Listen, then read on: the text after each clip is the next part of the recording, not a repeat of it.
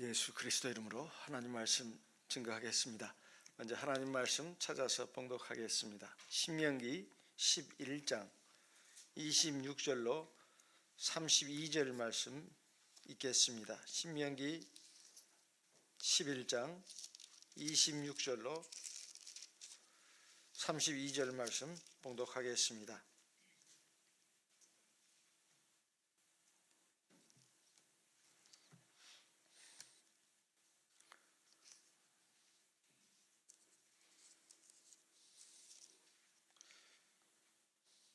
(26절)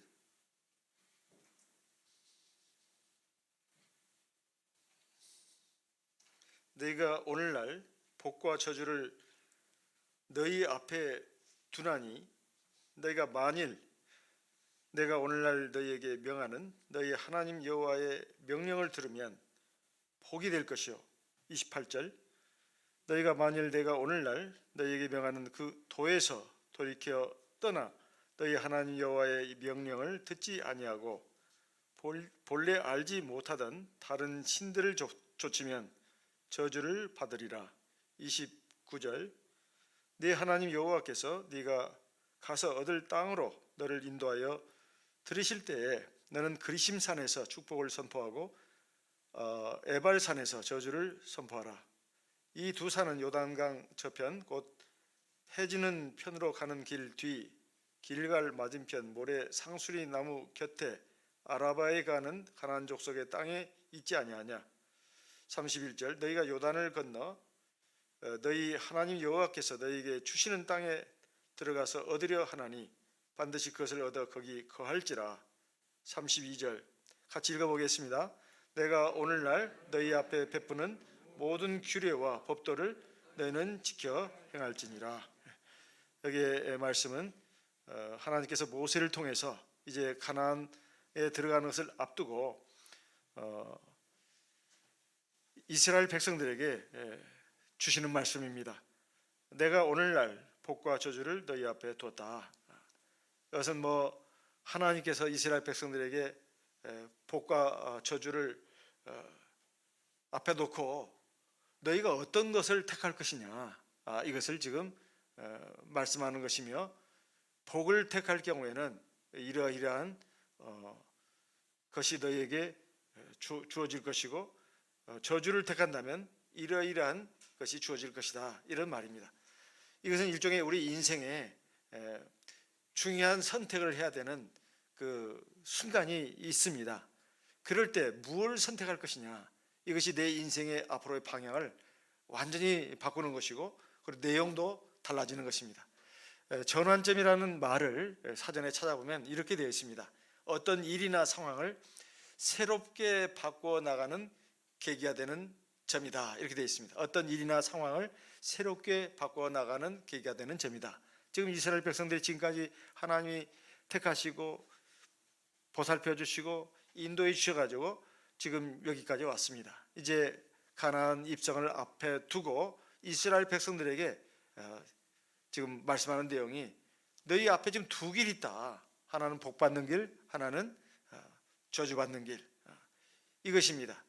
그것이 바로 이스라엘 백성들에게 있어서는 이 전환점이다, 이 말이에요. 내가 어떤 방향으로 차를 몰고 가서 어디로 가려고 할 때 도중에 이 방향이 잘못됐다, 이렇게 생각이 될 때가 있습니다. 그러면은 방향을 바꿔야 합니다. 왜냐하면 그 길을 계속 가다 보면 엉뚱한 곳에 가서 큰 낭패를 당합니다.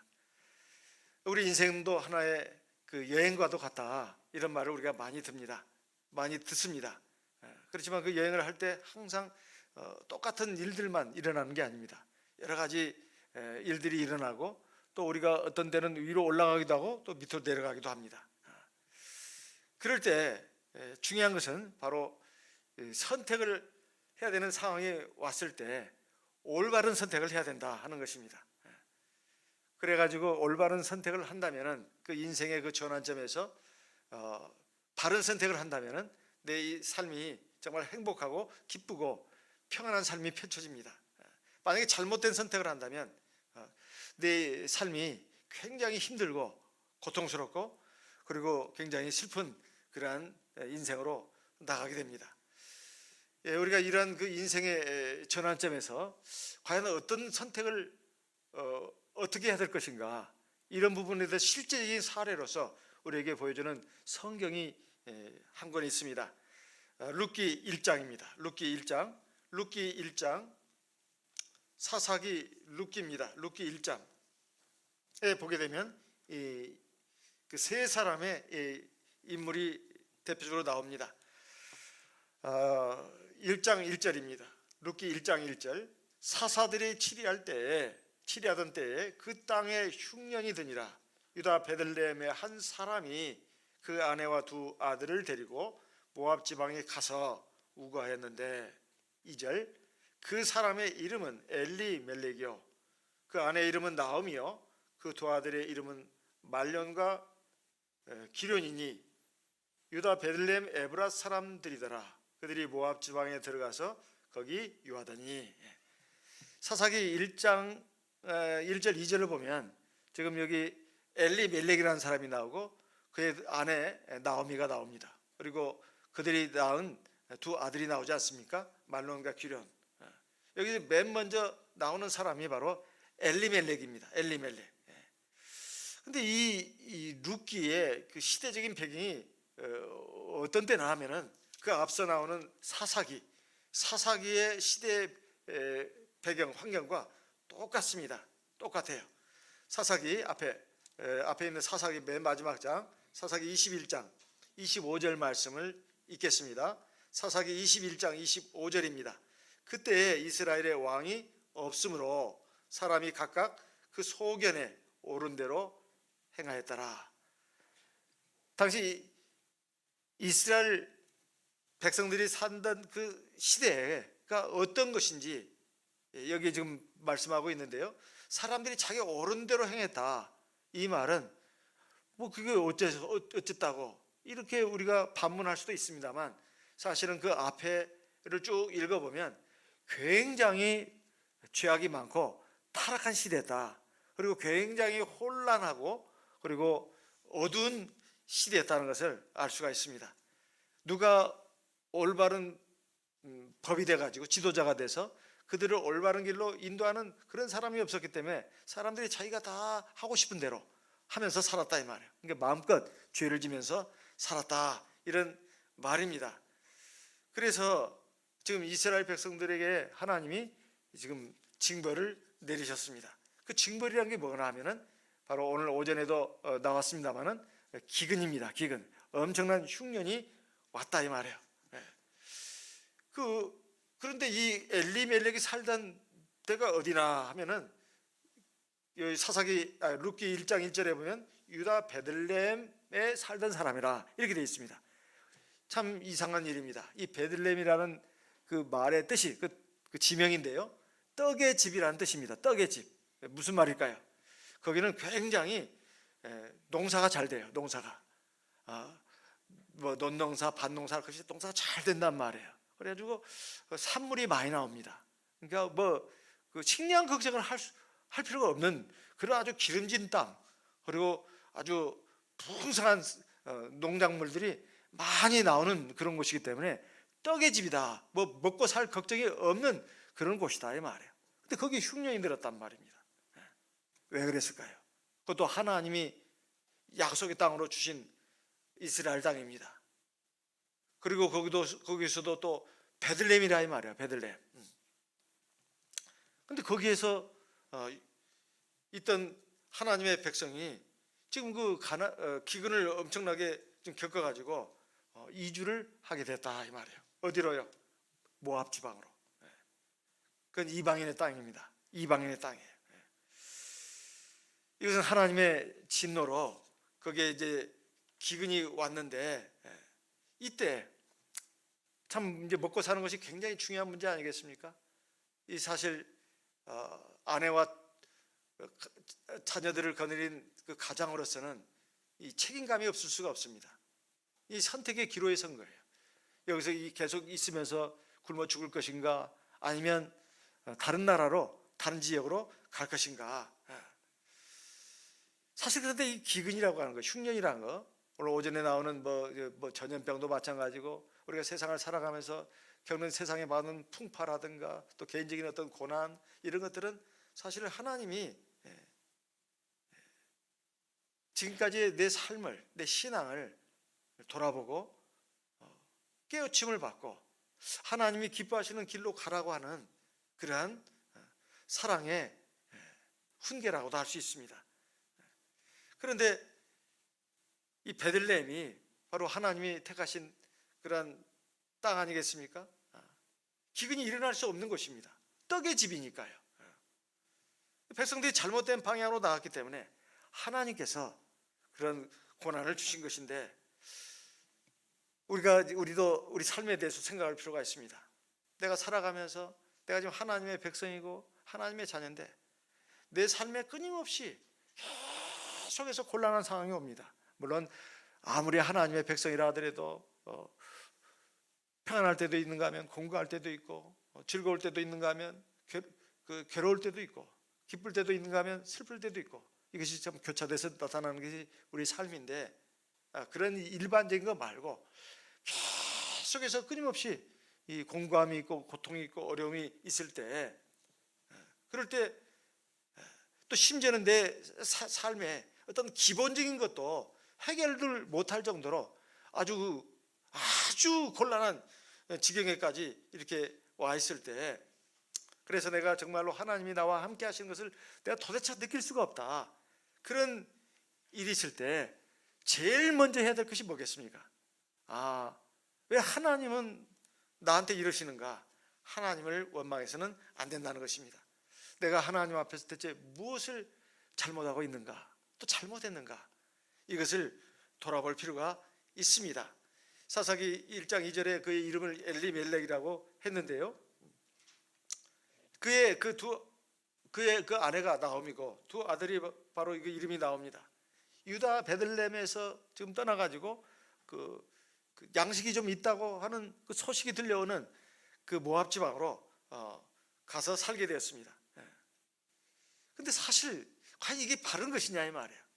하나님께서 이스라엘 백성에게 약속의 땅으로 주신 것입니다. 모압 땅에 가서 살아서는 안 된다 이 말이에요. 거기는 하나님이 굉장히 미워하시고 싫어하시는 죄악의 백성들이 사는 곳이에요. 죄악의 도성입니다. 거기는 많은 죄악이 있고 어둠이 있다 이 말이에요. 하나님의 선민이라면 거기에 살아서는 안 되는 거예요. 거기 아무리 살기 좋고 거기에 막 물자가 풍부하고 거기가 살아가면 그 살면은 아무리 재미가 있을 것 같더라도 그리 가서는 안 되는 것이었습니다. 하나님이 그 정말로 극도로 미워하시고 싫어하시는 곳이기 때문에 그렇습니다. 만약에 베들레헴에 하나님이 약속하신 유다 땅 베들레헴에 정말 일어날 수 없는 일이 지금 일어났다 이 말이야. 그러면 거기 백성들은 어떻게 해야 되겠습니까? 거기에 거주하면서 하나님 앞에서 자기를 돌아보고 자기 지나온 삶을 돌아보고 회개하고 하나님 앞에 기도해서 그 문제를 바로 잡아야 된다 이 말이에요. 그렇지만 엘리멜렉은 이 중요한 그 인생의 그 전환점에서 잘못된 선택을 했습니다. 베들레헴에 식량이 없기 때문에 식량 있는 곳으로 가야 되겠다. 지금 엘리멜렉이 생각한 것은 당면한 문제입니다. 현실적인 문제예요. 먹고 사는 게 제일 급선무가 아닌가. 그래서 그 음식 문제, 식량 문제만을 생각한 거예요.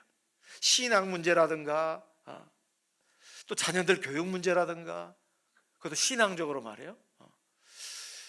자기와 자기 아내, 자기 아이들의 그 영성, 신앙 문제 이걸 생각한 게 아니라 먹고 사는 그 문제 그것을 1차적으로 생각했고 아니 그걸 또 전부로 생각했습니다. 1차적으로 생각하고 2차적으로 생각하고 3차적으로 이것이 아니고 그걸 1차적으로 생각하고 그걸 전부로 생각했다 이 말이에요. 그래서 그냥 이주를 한 것입니다. 왜냐하면 그것이 절박한 현실 문제였기 때문에 그래요. 우리 하나님의 백성도 우리 인생의 이제 선택의 기로에 설 때 그게 바로 인생의 전환점입니다. 그때 우리가 생각해야 할 것은 단기적인 부분을 생각하지 말고 좀 장기적으로 생각을 해야 된다 이런 말입니다. 사실 그런데 엘리멜렉이 그렇게 선택하고 그렇게 결정하고 그렇게 실행에 옮긴 것은 오늘날 우리들의 관점에서 본다면 굉장히 합리적이에요. 굉장히 합리적, 그리고 굉장히 똑똑한 결정이라고 할 수 있어요. 또 현실적입니다. 근데 그것이 옳은 결정이었냐 이 말이에요. 그게 아닙니다. 그는 하나님이 싫어하시는 곳으로 갔다 이 말이에요. 중요한 것은 창세기 13장 8절로 11절에 보면, 창세기 13장 8절로 11절에 보면 우리가 잘 아는 내용이 나옵니다. 아브라함 삼촌이고 롯은 조카입니다. 둘이 그동안 사랑의 운명 공동체로서, 믿음과 사랑의 운명 공동체로서 같이 살지 않았습니까? 근데 둘 다 재산이 늘어나고 이제 갈등이 생겼다 이 말이에요. 아브라함의 목자들과 롯의 목자들이 양을 먹일 푸른 풀밭 뭐 이런 거 가지고 막 다투기 시작했어요. 이러다가 큰일 나겠구나. 그래서 어느 날 아브라함이 롯에게 말하지 않습니까? 우리는 고륙지친인데 이렇게 싸울 수가 없다. 어떻게 이렇게 산단 말이냐. 이제 너도 이제 분가를 해야 되겠구나. 자, 내가 너한테 선택권을 주마. 네가 먼저 선택해라. 네가 좌하면 내가 우할 것이고, 네가 우하면 내가 좌할 것이다. 그래서 롯이 이제 그 삼촌의 말을 받아듣고 요단 온들을 바라보지 않았겠습니까? 그 광경이 어떤 것이었습니까? 창세기 13장 8절에서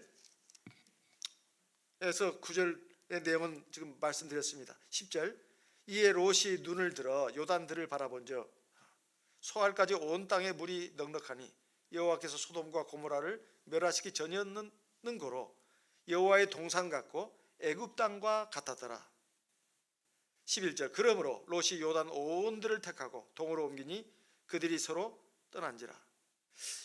지금 롯이 눈을 들어가지고 지금 자기에게 지금 중요한 선택을 할 수 있는 기회가 왔습니다. 이거 인생의 전환점입니다. 그 인생의 전환점에서 롯이 어떤 선택을 했습니까? 눈을 들어서 봤습니다. 뭘 봤습니까? 현실 세계를 봤다 이 말이에요. 현실 세계를 보니까 눈앞에 펼쳐진 곳이 소돔과 고모라. 이 너무나 이 물자가 풍부해요. 산물도 막 경제적으로나 모든 면에서 편리하고 또 넉넉하고 아주 잘 살 수 있는 곳이다 이 말이에요. 그래서 뭐라고 표현했습니까? 여호와의 동산 같고 애굽 땅과 같았더라. 그 당시에 애굽 땅은 오늘날의 미국과 같습니다. 세계 최강대국이죠. 심지어 여호와의 동산 같다, 에덴 동산 같다 이 말이에요. 그걸 보고 그냥 내가 여기 하겠습니다. 사실은 자기가 선택하면 안 되죠. 삼촌한테 양보해야 되잖아요. 장유유서라는 말이 아닙니다. 삼촌이 자기를 지금까지 자식처럼 키웠기 때문에 부모와도 같은 존재입니다. 근데 이 롯이 벌써 거기서부터 잘못된 선택을 한 것입니다. 내가 삼촌보다 더 좋은 데를 택해야 되지. 그 택한 것이 세상적이고 인간적이고 물질적이고 육신적인 거예요. 그런데 그 당시 소돔과 고모라는 어떤 지역이었습니까? 13절 같이 읽어보겠습니다. 소돔 사람은 악하여 여호와 앞에 큰 죄인이었더라. 그런 건 안 본 거예요. 신앙적인 거, 영적인 거, 그런 것은 관심이 없었어요. 아마 롯은, 성경에 보면 롯은 또 그 의인이라고도 나옵니다. 내가 내 신앙 지키면 되지. 내가 거기 간다 한들 내가 그 사람들하고 뭐 섞여가지고 그 사람들 동화되겠어? 나 하나만 깨끗하면 되지. 아마 이 생각을 했는지 몰라요. 그렇게 됐을까요? 그렇게 안 됐습니다. 결국 거기 가서 자기 아내도 자기 두 딸도 소돔 사람이 돼버렸어요. 천사들이 억지로 나중에 그 소돔과 고모라 멸망시킬 때 그 하나님이 아브라함의 기도를 들으셔가지고 천사 보내가지고 천사들이 억지로 끌고 나왔잖아요. 억지로. 사실 롯도 주저주저했습니다. 왜 그 많은 재산, 거기에 많은 인간관계, 이걸 어떻게 끊고 오냐 이 말이야. 그 뒤로 놓고 오냐 이 말이야. 그리고 롯의 아내는 너무 그게 아까워서 뒤돌아보다가 소기둥이 되지 않았습니까? 두 딸들은 어때요? 맨날 보고 듣는 것이 죄악의 모습이에요. 세상에 어떻게 그런 생각을 합니까? 이 세상에는 내 짝이 될 사람이 없으니 아버지가 남자로 보인 거예요. 그래서 그걸 통해서 자식을 낳자. 그래서 나온 족속이 암몬 족속 아닙니까? 보고 듣는 것에서 사람이 바뀝니다. 제가 어제 인천교회에 와서 제가 참 놀랬습니다. 놀란 것이 뭐냐면은 예배 시간에 아이들이 많이 앉아 있다는 거예요. 제가 참 놀랐습니다. 더 놀란 것이 있습니다. 소란스럽게 뛰고 장난치고 그러지 않고 어떻게 어른처럼, 꼭 어른들이에요. 예배도 열심히 잘 드리는지. 그러니 여기서 최근에 아이들 가운데 몇 명이 성령 받았다는 것이 이건 당연하다 그런 생각이 들었어요. 그것은 바로 우리 성도님들이 이 자녀들을 데리고 참 교회에 나오기 때문에 그렇습니다. 그리고 자녀들을 무엇보다도 신앙교육을 제 첫째로 생각하기 때문에 그래요. 하나님이 얼마나 기뻐하실까요? 이것은 이걸로 끝나지 않습니다. 하나님이 계속해서 함께 하십니다. 그 길을 인도하신다 이 말이에요. 그래서 참 우리 인천교회가 참 이 전국에 어디 내놔도 참말로 참 자랑스러운 아주 훌륭한 교회구나 그런 생각이 들고 제가 참 마음에 아주 참 너무 기쁘고 감사했습니다. 참 얼마나 감사한지 모르겠습니다. 근데 롯은 안 그랬다 이 말이에요. 앞에 것을 생각하고 뒤를 생각을 안 한 거예요. 그래가지고 두 딸들도 다 소돔 사람이 됐잖아요. 육신적으로는 하나님의 백성이지만 사실 속은 세상 사람이 다 돼버린 거예요. 그래서 우리가 현실적인 눈을 가지고 육신의 눈을 가지고 이렇게 세상을 바라보고 그 인생의 중대한 기로에서 세상 사람들의 그 가치관대로 그 인생관대로 그 선택을 하다 보면 정말로 당장은 잘한 것 같습니다. 그리고 조금 몇 년간은 잘한 것 같아요. 근데 그 뒤를 생각을 하이 말이에요. 뒤를. 사람은 아무도 미래를 모릅니다. 당장 눈앞의 것만, 불과 며칠 후의 것만 생각한다 이 말이에요. 그런데 인생을 주관하신 분은 하나님이십니다. 하나님은 분명히 우리에게 말씀했습니다. 어떤 일이 일어났을까요? 이 엘렘이 이런 선택을 했습니다. 모압 지방은 살기도 좋고 식량도 많고 비록 그가 죄악의 도시라고 하지만 우리만 깨끗하면 되지 뭔 문제가 있어. 그래가지고 옮겨갔습니다. 거기서 정말 평생 아주 즐겁게 잘 먹고 잘 살자 그렇게 생각했을 겁니다. 근데 결과가 어떻게 됐죠? 룻기 1장 3절 같이 읽어보겠습니다. 룻기 1장 3절입니다. 같이 읽어보겠습니다. 나오미의 남편 엘리멜렉이 죽고 나오미와 그 두 아들이 남았으며. 이 일을 생각하고 계획하고 추진한 사람이 누구냐? 그 집안의 가장 엘리멜렉입니다. 엘리멜렉이 그 생각을 했어요. 세상적인 기준으로 보면, 인간적인 기준으로 보면 아무것도 잘못된 게 없습니다. 그런데 이건 잘못된 결정이다 이 말이에요. 세상적으로 세상에 많은 사람들이 너 그 결정 잘했어. 그게 합리적이야. 다 그렇게 해. 그러다 넘어가면 안 됩니다. 우리 하나님 백성들 정말 판단 잘해야 돼요. 요즘 세상 사람들이 어떻게 하는지 알아? 이제 하나님 믿는 백성이 참여시교인들이 왜 이렇게 시대에 뒤떨어져서 그런 욕을 들어도 하나님의 말씀과 뜻에 어긋나면 따라가면 안 됩니다. 그것은 비현실적이 요즘 세상에 안 맞아요. 현실은 안 그렇잖아요. 가끔 이렇게 말하는 가끔 그렇게 말하는 청년들 그리고 성도들이 계십니다. 그럼 그들이 말하는 현실이 뭡니까? 그게 하나님의 말씀에 맞는 거라면 아무 문제가 없습니다. 근데 그 말의 이면에는 하나님 말씀은 지금 시대에 뒤떨어졌다는 거예요. 현실이 안 맞는다는 것입니다. 신앙 자꾸 그러지 말라는 거예요. 과연 그럴까요? 그러면 그렇게 해서 선택했다 봅시다. 당장은 좋아 보입니다. 얼마간은 좋을 수도 있습니다. 하지만 중반년 이후 그 마지막 끝에 가서 결과가 어떻게 될 것인지 그걸 장담할 수 있겠습니까? 참 사람이 자기 교회에 빠진다는 말이 바로 거기에도 적용되는 말입니다. 엘리멜렉은 정말 자기가 그렇게 추진했습니다. 내 아내와 두 아들과 함께 정말 거기서 행복하게 잘 살아봐야 되겠다. 아마 오랜 인생의 계획을 세웠을지 모릅니다. 근데 들어가서 죽었어요. 들어가서. 여기서 우리가 알아야 할 게 있습니다. 사람의 목숨은, 사람의 생명은 내가 마음대로 하는 게 아닙니다. 하나님의 손 안에 있어요.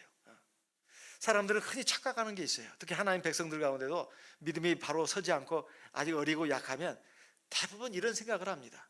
내 인생은 내 거야. 그리고 내가 마음대로 할 수 있어. 내가 얼마든지 내가 노력하고 머리도 잘 쓰고 계획도 잘 세우고 그쪽으로 가면 얼마든지 내 인생은 내가 멋지게 행복하게 살 수 있어. 그건 자기 생각일 뿐입니다. 하나님이 함께 하시고 허락하셔야 돼요. 그래야 누릴 수 있는 것입니다. 얻을 수 있는 거예요.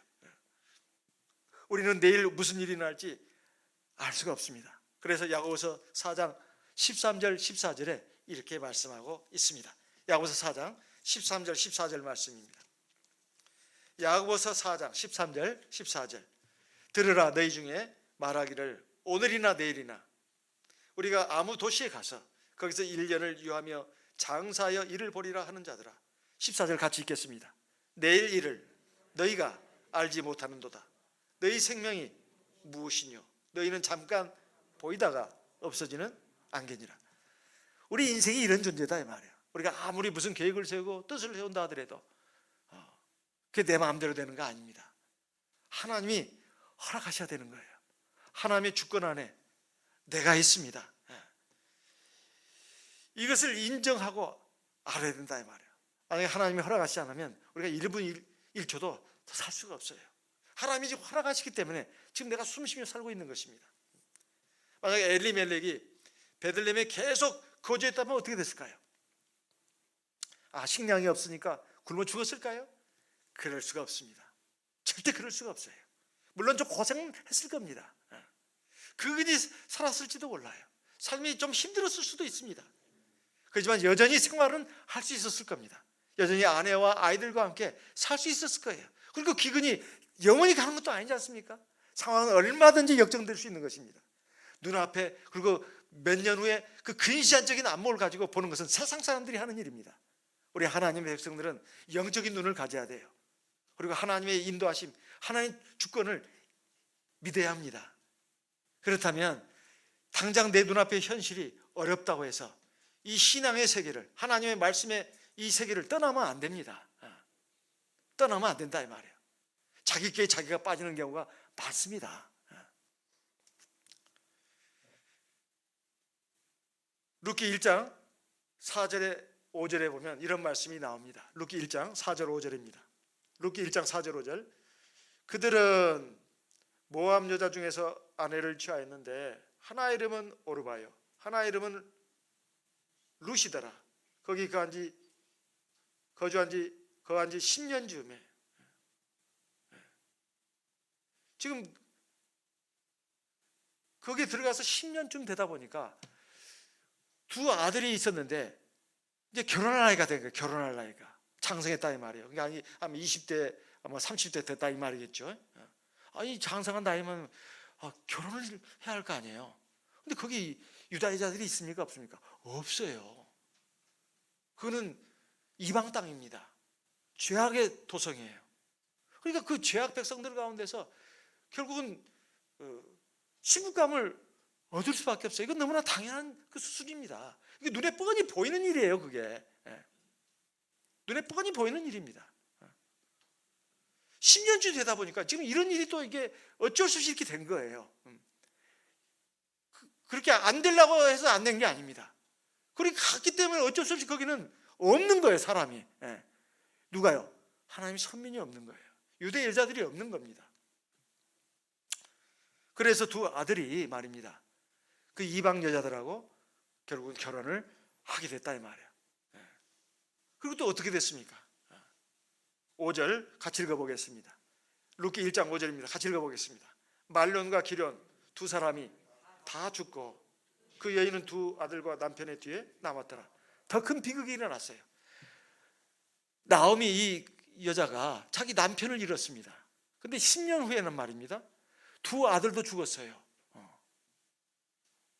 아니 잘 살아보겠다고, 먹고 살겠다고, 잘 살아보겠다고, 즐겁게 살겠다고, 행복하게 살겠다고 모압 지방에 왔습니다. 근데 이게 웬일입니까? 남편 죽고 나서 그것도 너무 슬픈데 두 아들마저도 죽었어요. 3명의 남자가 죽었습니다. 10년 만에, 10년 사이에. 이건 얼마나 참 슬프고 괴로운 일입니까? 처음에는 아버지가 죽고 두 번째는 두 아들이 죽었습니다. 그래가지고 이제 3명의 여자가 남게 됐어요. 다 과부들입니다. 정말로 이건 비통한 일이에요. 얼마나 안타까운 일입니까? 그런데 여기서 그 나오미는 또 이제 인생의 선택의 기로에 서게 된 거예요. 어떻게 될까요? 이 지경 되면 너무나 내 삶은 기구하다. 이건 너무나 이게 말이 아니다. 극단적인 선택을 할 수 있다. 이게 첫 번째 선택의 인생의 전환점에서 할 수 있는 첫 번째 선택입니다. 내가 더 살아서 뭐하나? 남편도 주고 두 아들도 주고 내가 무슨 희망이 있단 말인가? 극단적인 선택을 할 수도 있습니다. 두 번째 선택은 뭘까요? 하나님의 백성으로서 극단적인 선택을 한다는 건 이건 안 될 일이다. 그래서 이제 차선적으로 생각하는 것은 살아야 된다는 거죠. 근데 이건 너무 힘든 일이에요. 그래서 우울증에 아주 극심한 우울증에 빠질 수도 있어요. 늘 막 눈물이 나고 밥도 먹히지도 않고 밤에 잠도 안 오는 겁니다. 늘 괴로워요. 사는 것이 늘 괴로움이고 회한이고 고통밖에 없습니다. 그럼 우울증에 걸리잖아요. 이 얼마나 힘든 일이겠습니까? 그런데 엘리야는 여기서 어떤 결정을 합니까? 내가 하나님의 집으로 돌아가야 되겠다. 이렇게 결정을 합니다. 룻기 1장 6절입니다. 그가 모압 지방에 있어서 여호와께서 자기 백성을 건너가사 그들에게 양식을 주셨다함을 들었으므로 이에 두 자부와 함께 일어나 모압 지방에서 돌아오려 하여 7절 있던 곳을 떠나고 두 자부도 그와 함께 하여 유다 땅으로 돌아오려고 길을 행하다가 참 이 룻은 말입니다.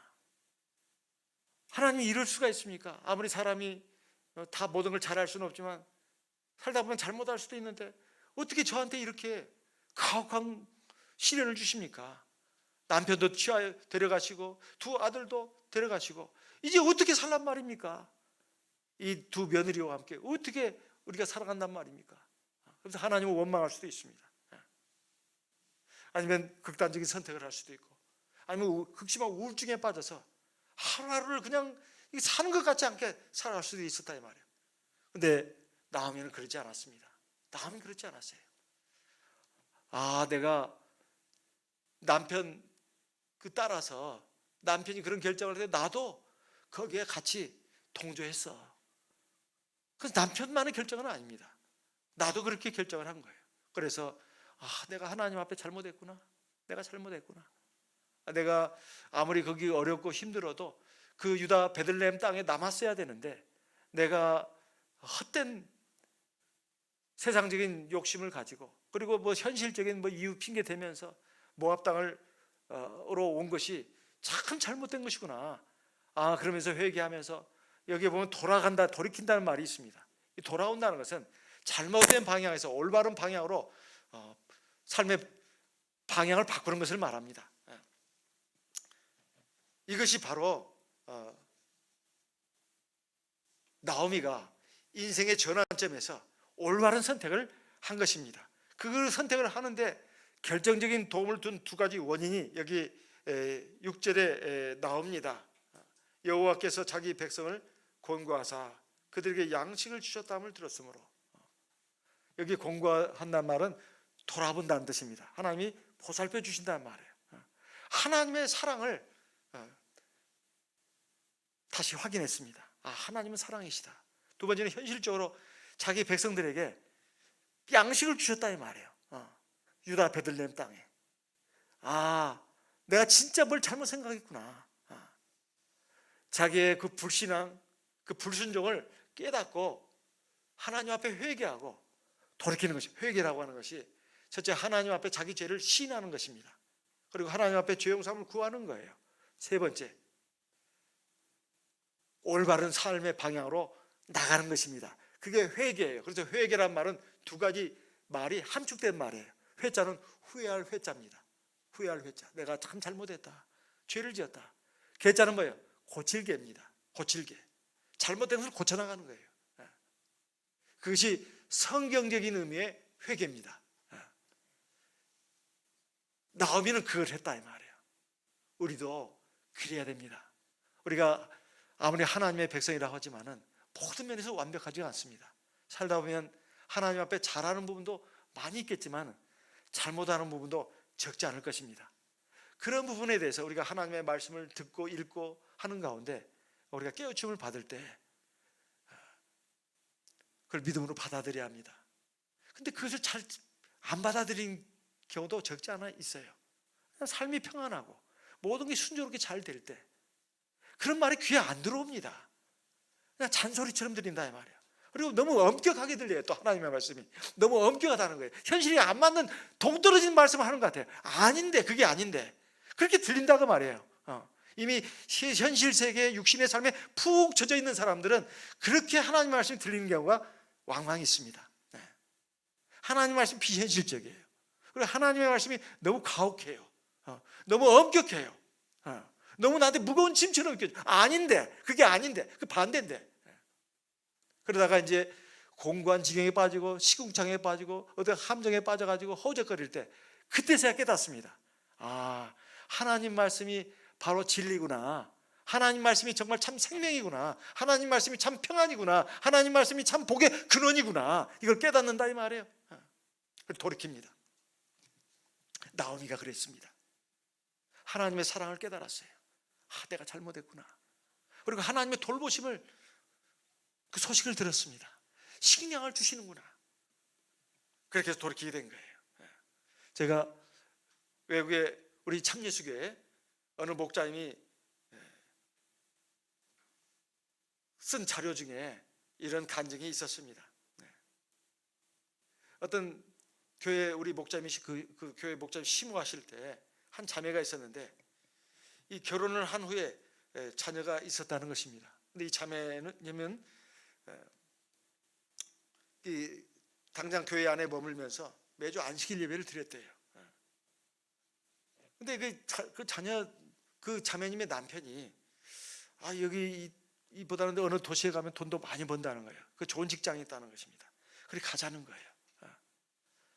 그래가지고 여기보다는 거기가 더 번화한 도시고 또 거기는 더 여러 가지 여건이 좋아요. 그래 가자는 거예요. 그래서 그렇게 갔습니다. 이사를 했어요.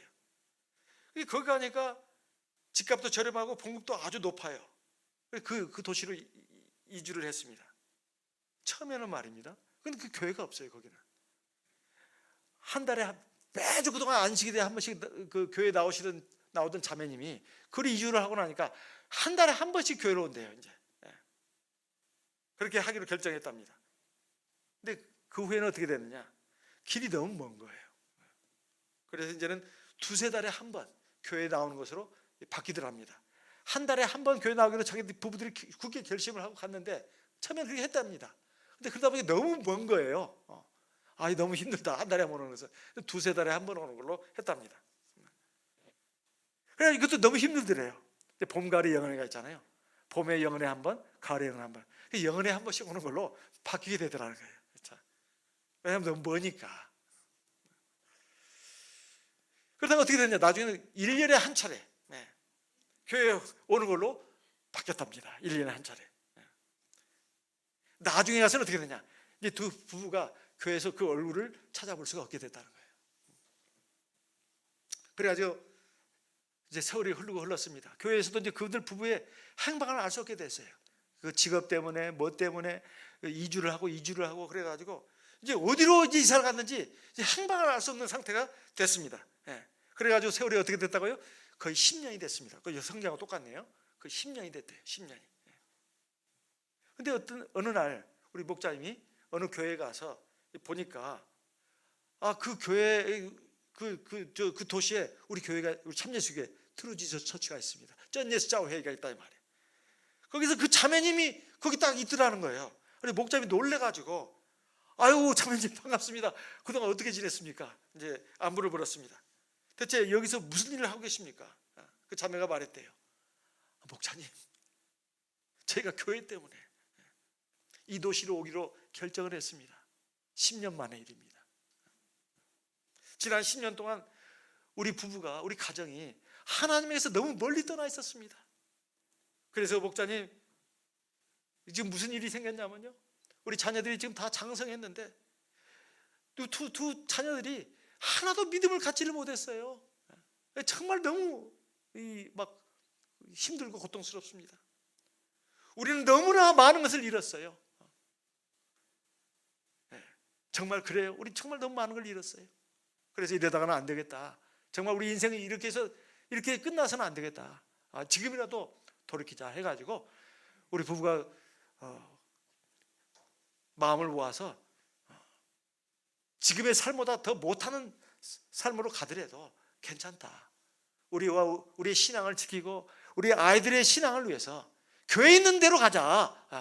10년 만에 교회로 있는 대로 이주를 했다는 것입니다. 만약에 우리가 세상적인 거, 세상에 대한 어떤 환상, 기대, 욕심을 가지고 우리가 그것을 하나님보다 더 앞선다면, 우리가 항상 현실적인 문제, 자기가 현실적인 문제를 얼마나 많이 한다고, 세상살이를 얼마나 해봤다고, 그 알량한 그 편견을 가지고 신앙보다도 하나님 말씀보다도 이걸 더 앞세워가지고 잘못된 선택을 한다면 어떻게 되겠습니까? 최후에 가서 그의 삶에 기쁨과 평안이 없어집니다. 그리고 뭐가 가득 차게 될까요? 고통과 근심이 가득하게 됩니다. 하나님은 자기 백성, 자기 자녀를 무지무지하게 사랑하십니다. 그래서 절대 잃고 싶지 않으셔요.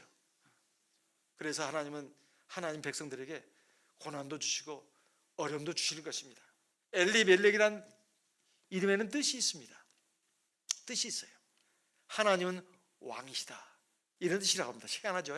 엘리멜렉은 하나님 왕이시다. 근데 그 이름을 누가 지었겠습니까? 자기가 지었을까요? 엘리멜렉의 부모에게서 태어날 때, 응애하고 태어날 때 나는 엘리멜렉이다 했을까요? 그럴 리가 없습니다. 부모가 좋은 이름을 지어줬을 거예요. 너는 엘리멜렉이다. 하나님이 네 왕이다. 너는 하나님을 왕으로 모시고 살아야 된다. 부모가 그 엘리멜렉에게 좋은 이름을 지어줬을 겁니다. 그런데 엘리멜렉이 그렇게 살았습니까? 그렇게 살지 않았어요. 내가 왕이다, 이렇게 살았어요. 내가 왕이다. I am the king. 내가 왕이다. 부모가 자기에게 지어준 이름처럼 살질 않았어요. 결국이 뭐가 됐습니까?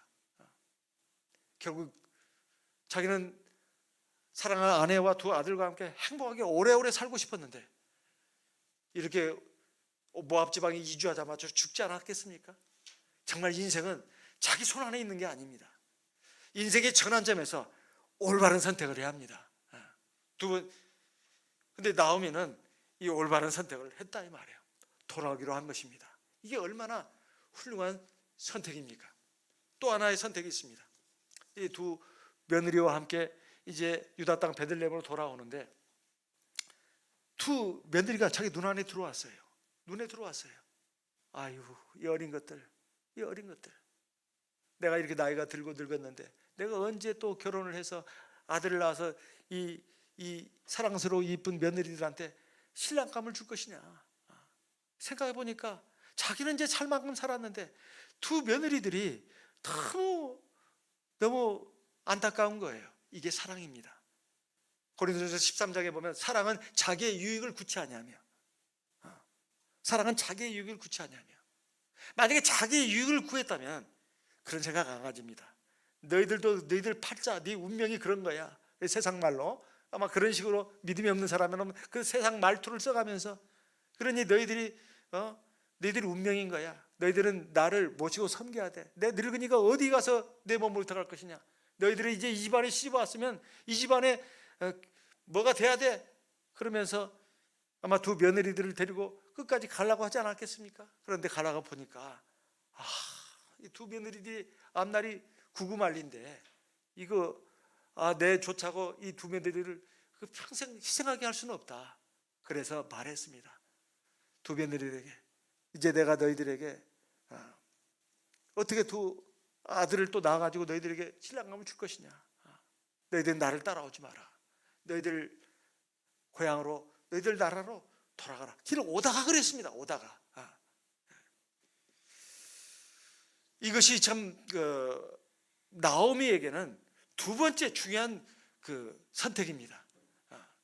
이건 사랑의 선택이에요. 첫 번째는 믿음의 선택이었다면 이번엔 사랑의 선택입니다. 무엇이 사랑이냐 이 말이에요. 우리가 보통 사랑 그러는데 보통 세상 사람들 유행가에서나 나오는 그 사랑으로 착각하는 경우가 많아요. 사실은 자기가 좋아서 하는 것입니다. 자기 욕심 이루기 위해서 하는 것이면서 입으로는 다 사랑을 외치는 경우가 참 적지 않을 거라고 생각합니다. 진짜 사랑은 뭐냐 이 말이에요. 자기 유익을 구치 않는 것입니다. 상대방을 생각하는 거예요. 그게 사랑입니다. 내가 상대방을 사랑하기 때문에 그로 인해서 내가 행복한 거예요. 그게 사랑입니다. 내가 상대방을 사랑했는데 진짜 사랑했다면 설령 그 사람이 나를 사랑하지 않더라도 참 사랑이라면 행복합니다. 하나님은 알고 계십니다. 그래서 나오미는 자기의 유익보다는 두 며느리의 유익을 생각했어요. 이게 참 사랑입니다. 그러니까 이 말을 들은 큰 며느리는 우리 잘 알고 있습니다. 울면서 그래요 어머니, 그래요 저는 제 고향 땅으로 가야겠습니다 하고 가지 않았습니까? 둘째 며느리 어떻게 했습니까? 둘째 며느리 어떻게 했어요? 아이고 어머니 안 됩니다. 우리가 잘 아는 그 유명한 말이 나오지 않습니까? 바로 16절에 나옵니다. 14절을 먼저 읽어보겠습니다. 룻기 1장 14절. 그들이 소리를 높여 다시 울더니 오르바는 그 시모에게 입맞추되 룻은 그를 붙쫓았더라. 그래서 룻이 어머니 절대로 그럴 수 없습니다. 죽음 외에는 나와 어머니를 가를 수가 없습니다. 어머니의 하나님이 나의 하나님이고 어머니의 백성이 나의 백성입니다. 어머니 가시는 곳에 나도 갈 것이고 어머니가 죽는 곳에 나도 거기에 묻힐 것입니다. 이렇게 말하지 않았습니까? 정말 대단한 인물입니다. 근데 어쨌든 이 나오미가 첫째는 그 며느리들을 며느리로 생각한 게 아니라 딸로 생각했다 이 말이에요. 딸로. 이렇게 생각해야 되라고 봅니다. 그러니 그 룻도 아마 그 어머니의 사랑이 잊지 못해서 첫째는 그랬을 거라고도 생각을 해봅니다. 그래서 중요한 것은 그걸 통해서 하나님에 대한 신앙을 갖게 됐다는 거예요. 둘째 며느리 룻이 말입니다. 어쨌든 그러나 그 나오미가 며느리들을 며느리로 생각하기보다는 딸들처럼 자식처럼 생각을 했다는 거예요. 이게 사랑 아니겠어요? 그래서 이 둘째 며느리는 첫째 며느리도 물론 울었습니다. 그렇지만 자기 앞날을 생각해 보니까 자기 현실적인 걸 택해야 됐어요. 그래서 가지 않았습니까? 엄밀하게 말하면 첫째 며느리 오르바도 그 인생의 중요한 그 전환점입니다. 근데 자기 현실적인 이익을 생각했어요. 그래 내가 이렇게 살 수는 없지. 나는 빨리 새 남편을 맞아야 돼. 그래가지고 가서 또 결혼을 해야 돼. 그 가정을 이루어야 돼. 그래야 내 인생이 행복해지지. 이 늙은 시어머니 따라가지고 내 인생이 어떻게 될 것이냐. 현실적인 생각하니까 답이 안 나오는 거예요. 답이. 그런데 어떻게 됐습니까? 영원히 멸망받을 백성으로 떨어져 나간 것입니다. 근데 룻은 어떻게 했습니까? 사랑의 선택을 했죠. 근데 이 나오미가 문제는 이 중요한 두 번째 이 기로에서 사랑의 선택을 했다는 거예요. 참 사랑의 선택을. 그 결과가 무엇이겠습니까? 그 결과는 바로 나오미 자신이 나중에 할머니가 됩니다. 룻기 마지막 장 4장, 룻기 마지막 장 4장 13절로 17절에 보면 나오미가 손자를 품에 안고 양육하는 그런 사람이 됩니다. 아주 원만하고 행복한 가정에 아주 최고 어른이 되는 거예요. 그 아들 같은 사이를 얻습니다. 그 보아스 아니에요? 룻기 4장 14절에 보면 이 나오미의 며느리 룻이 아주 좋은 남편을 만나서 결혼을 합니다. 그리고 아이를 낳아요. 이 아이가 이스라엘 중에서 큰 명성을 떨치게 됩니다. 그리고 이 나오미가 큰 복을 받아요. 말년까지. 이것이 바로 나오미가 인생의 전환점에서 올바른 선택을 했기 때문에 그렇습니다. 첫째는 믿음의 선택을 했고 두 번째는 사랑의 선택을 했습니다. 그 다음에 세 번째는 룻입니다. 룻은 어떻게 했습니까? 사실 우리가 너무나 잘 압니다. 이 부분은. 사실 아무리 시어머니가 자기를 딸처럼 사랑했다 하더라도 그건 것입니다. 부모가 아무리 나한테 사랑을 베풀었어도 내 삶은 또 내 삶이다 이 말이에요. 보통 다 그러지 않습니까? 그래서 부모가 자식한테 쏟아준 사랑만큼 자식이 부모를 사랑하는 그런 경우는 그리 많지가 않습니다. 왜냐하면 자식도 자기의 삶이 있기 때문에. 이 며느리도 마찬가지입니다. 근데 어떻게 선택했냐 이 말이에요. 물론 시어머니의 사랑도 선택했지만 내가 이렇게 가다가는 나는 영원히 신앙을 잃어버리고 하나님의 백성의 반열에서 영원히 떨쳐져 나간다. 그래서 내가 이 어머니를 따라야 되겠다. 어머니 하나님이 나의 하나님이고 어머니 백성이 나의 백성입니다. 어머니 나보고 가라는 소리 하지 마세요. 저는 시집 안 가도 괜찮습니다. 더 안 가도 남편 없어도 됩니다. 저는 하나님 믿는 이 신앙, 이 진리의 세계에서 살고 싶습니다. 이 진리의 땅에서 살고 싶습니다. 그 결과는 우리가 너무 잘 알고 있습니다. 바로 정말 좋은 남편을 만난 거 아닙니까? 보아스와 이 룻을 통해서 나온 자녀가 누굽니까? 바로 예수님의 조상되는 사람이잖아요. 이세 낳고 그다음에 이세는 바로 다윗의 아버지 아닙니까? 그래서 이 룻은 또 더군다나 하나님이 그의 그 삶에 큰 복을 내리셨을 뿐만 아니라 영적으로도 큰 복을 내리셨어요. 예수님의 육신상의 족보에 그의 이름까지 들어갑니다. 마태복음 1장에 보면 유일하게 여자가 4명 나오는데 그 중에 한 사람이 룻이에요. 마태복음 1장 5절에 보면, 그죠? 마태복음 1장 5절에 룻이 나오잖아요. 아브라함과 다윗의 계보라, 예수 그리스도의 그 계보 해가지고 마태복음 1장 1절에서 쭉 나오는데 5절에 가서 보면 룻이 나오잖아요. 이 얼마나 영광스럽습니까? 그래서 우리가 눈앞의 것만 보거나 아니면 좀 가까이 있는 근시안적으로 봐서는 안 됩니다. 또 제가 외국의 어느 목자님이 쓰신 자료를 보니까 이런 좋은 간증이 있었습니다. 어떤 자매님이 있었는데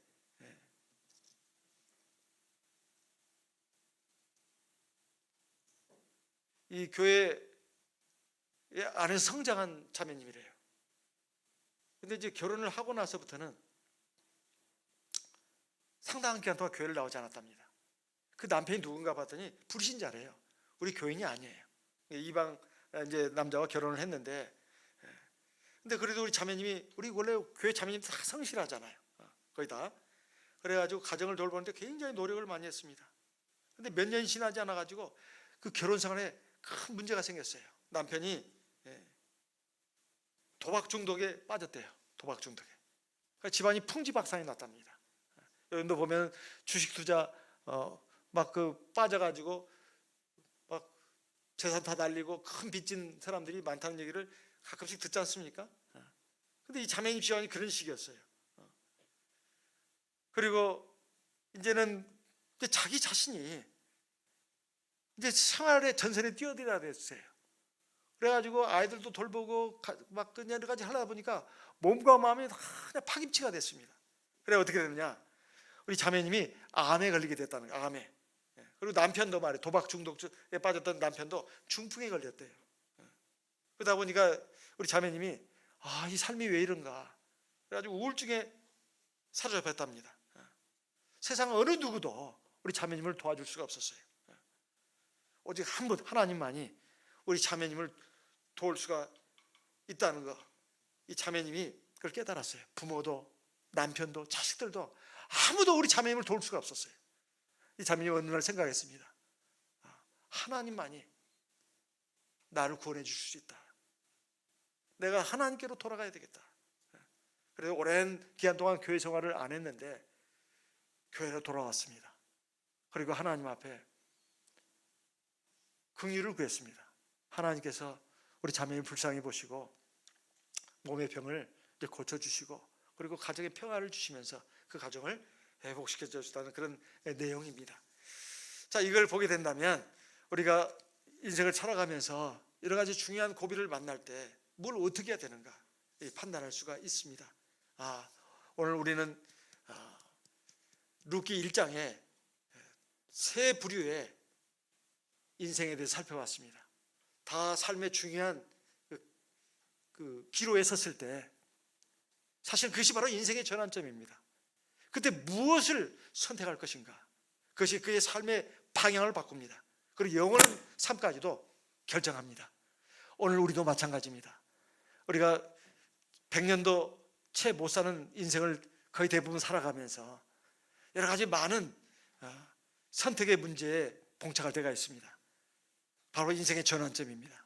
그때 내가 어떤 판단을 하고 어떤 결정을 내리고 어떤 길로 갈 것인가, 그것에 의해서 바로 내 삶이 바뀝니다. 오늘 신명기에 나오는 말씀처럼 하나님 우리 앞에 복과 저주를 뒀다고 했습니다. 하나님은 하나님을 경외하고 하나님 말씀에 순종해서 나가는 길입니다. 또 하나는 하나님 믿지 않고 하나님 의지하지 않고 하나님 말씀 무시하고 자기 뜻대로 나가는 것입니다. 세상 사람들 가는 치로 나가는 거예요. 그 결과는 나중에 확연하게 갈립니다. 우리는 어떤 선택을 해야 할까요? 우리가 살아가면서 맞이하는 인생의 중대한 기로, 전환점에서 나는 과연 어떻게 해야 될 것인가? 오늘 룻기에 나오는 세 사람의 삶이 우리에게 그 답을 주고 있습니다. 우리는 그 답에서 지혜를 얻어야 되겠습니다. 그리고 올바른 선택을 해야 되겠습니다. 그리고 하나님이 주시는 복을 풍성하게 받고 하나님의 은총 가운데 살고, 그리고 마지막 날에는 저 영원한 하나님 나라에 들어가서 영생 복락을 누리면서 모든 영광과 감사와 찬송을 하나님께 돌리는 하나님의 자녀가 되셔야 되겠습니다. 저와 여러분 다 그렇게 되시기를 예수님의 이름으로 기원하는 바입니다. 오늘 예배 시간 처음에도 말씀드렸습니다. 지금 안산교회 몇 분 성도님들이 지난 화요일이라고 제가 들었습니다. 지난 화요일에 그 설 연휴가 있는 그 화요일이죠. 그때 아마 거기서 아마 어디서 감염됐는지는 모르지만은 몇 분이 감염이 됐다고 합니다. 우리 사랑하는 성도님들을 위해서 우리 기도하겠습니다. 첫째는 그 병이 회복될 수 있도록 기도하고, 아무쪼록 그 이 시련을 만났을 때 믿음이 약하거나 흔들리거나 상처받지 않고 오히려 참 믿음으로 그걸 이겨냄으로써 하나님께 더 큰 은총과 하나님께 더 큰 상을 받을 수 있는 완전한 승리의 길로 나갈 수 있게 하나님 붙들어 주시고 도와주시라고 우리 또한 그것을 위해서도 기도하도록 하겠습니다. 다 같이 이 시간 들으신 말씀을 생각하면서도 기도하고 안산교회 우리 성도님들을 위해서도 기도하도록